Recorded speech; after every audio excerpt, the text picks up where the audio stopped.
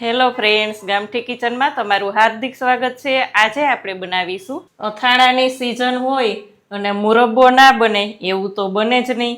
તો ઓછા સમયમાં એકદમ ટેસ્ટી અને ફ્લેવરફુલ આ ચિપ્સનો મુરબ્બો કેવી રીતે બનાવવો ચાલો જોઈ લઈએ. કેરીનો મુરબ્બો બનાવવા માટે અહીંયા આપણે નાની નાની કેરી લીધી છે. તમે જોઈ શકો છો ફ્રેન્ડ્સ કે આ જ સાઈઝની આપણે કેરી લેવાની છે, કારણ કે આપણે આ કેરીના પતિકાનો ગોળ ગોળ પતિકાનો મસ્ત એવો મુરબ્બો બનાવવાના છીએ. તો આના માટે આપણે કેરીને ધોઈ અને એકદમ સરસ કોરી કરી લેવાની છે અને છાલ કાઢી લેવાની છે. તો આ ઉપરના ડીટીયાનો ભાગ દૂર કરી અને બધી છાલ કાઢી લેવાની છે.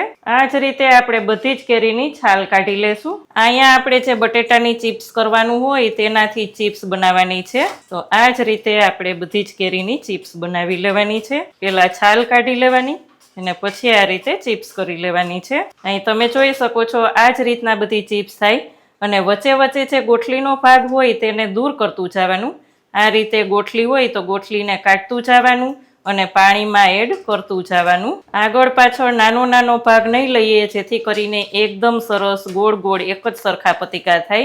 અહીં તમે જોઈ શકો છો કે વચ્ચે વચ્ચે ગોઠલીનો ભાગ છે, તો આ જ રીતે ગોઠલીનો ભાગ દૂર કરી લેવાનો. તો અહીંયા આપણે બધી જ કેરીના આ રીતના રાઉન્ડ રાઉન્ડ બનાવી અને પાણીમાં એડ કરતા જઈએ. તો અહીંયા જોઈ શકાય છે ફ્રેન્ડ્સ કે બધી જ કેરીની છાલ કાઢી અને આ રીતે આપણે ચિપ્સ કરી લીધી છે. આ ચિપ્સ આપણે 2 થી 3 વખત ધોઈ પણ લીધી છે. આને હવે પાણીને થોડું થોડું ગરમ કરવાનું છે, હુંફાળું ગરમ. અહીંયા આપણે પાણીને એકદમ નોર્મલ ગરમ કરીશું અને જો ક્યારેક એવું બની જાય ફ્રેન્ડ્સ કે વધારે પાણી ગરમ થઈ ગયું તો આને એકદમ સરસ નિતારીને ઉપરથી નોર્મલ પાણી એડ કરી દેવાનું, જેથી કરીને કુકિંગ પ્રોસેસ અટકી જાય. અહીંયા સેજ આપણે જો દેશી ભાષામાં કહીએ તો એકદમ સેજ વરકો વળી જાય એટલું જ આપણે ગરમ થવા દેવાનું છે. અહીંયા આપણે નોર્મલ પાણી ગરમ થવા દીધું છે. જો હાથ વડે અડીએ તો ગરમ પણ ના લાગે એટલું જ પાણી ગરમ થવા દેવાનું છે. હવે એક કાણાવાળા બાઉલમાં નિતારી લેશું. બધી જ નિતારી લઈ પછી આપણે નેપકિન અથવા તો ગમે તે કોટનનું કપડું હોય તેમાં પોળી કરી દેવાની છે. આ જ રીતે હળવા હાથે એકદમ સરસ પોળી કરી દેવાની, જેથી કરીને બધું જ પાણી ચૂસી જાય. અહીંયા આપણે જેટલી કેરી હોય એટલી ખાંડ લેવાની છે. 1 કિલો કેરી હોય તો 1 કિલો ખાંડ લઈ લેવાની, 1/2 કિલો કેરી હોય તો 1/2 કિલો ખાંડ લઈ લેવાની. ખાંડ ડૂબે તેટલું જ પાણી આપણે એડ કરવાનું અને હવે ચાસણી લઈએ. ફ્લેમને એકદમ સ્લો રાખી અને ચલાવતું જવાનું અને એકદમ કડક એવી આપણે ચાસણી લેશું. અહીંયા જોઈ શકાય છે ફ્રેન્ડ્સ કે એકદમ ફૂલ ચાસણી આપણે આવવા દીધી છે. અહીંયા જુઓ એકદમ ફૂલ છે. આને આપણે એકદમ ફૂલ આવવા દેવાની અને કંઈ ચેક કરવાની જરૂર નથી, કારણ કે આપણે વળી પાછા આમાં લેશું ચિપ્સ એટલે પાછી ઠંડી પડી જશે. કેરીને લીધે ચાસણી ઠંડી પડી જશે અને ફરી પાછી આપણે ચાસણીને આવવા દેશું. આ જ રીતે બધી જ ચિપ્સ આપણે અંદર એડ કરી દેવાની છે. કેરીની ચિપ્સ એડ કરી દીધા પછી આપણે 1 તારની ચાસણી આવવા દેવાની છે.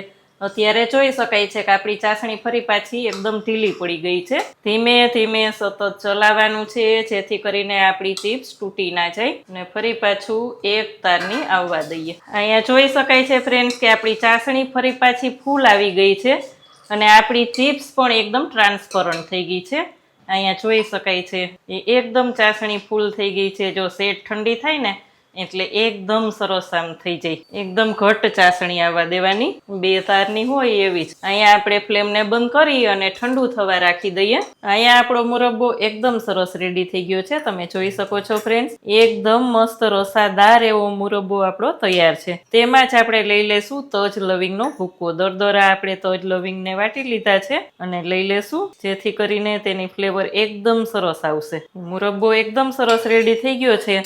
હવે આપણે તેને એક કાચની જારમાં લઈ લેવાનો છે. આ કાચની જારને સરસ એકદમ સરસથી ધોઈ અને તડકામાં રાખવાની છે, જેથી કરીને 12 માસનું અથાણું આપણું બગડે નહીં. તો ફ્રેન્ડ્સ, અહીંયા આપણો મુરબ્બો એકદમ સરસ રેડી છે. તમે જોઈ શકો છો એકદમ રસાદાર અને સાથે સાથે ટેસ્ટફુલ પણ એવો જ છે. શું તમે ક્યારેય આ ચિપ્સનો મુરબ્બો બનાવ્યો છે? કમેન્ટ ચોક્કસ કરજો. કેવી લાગી આજની રેસીપી? જો સારી લાગે તો વિડીયોને લાઇક કરજો, શેર કરજો. ચેનલમાં નવા હોય તો સબસ્ક્રાઈબ કરીને બેલ આઇકોન પ્રેસ કરજો. આવજો ફ્રેન્ડ્સ.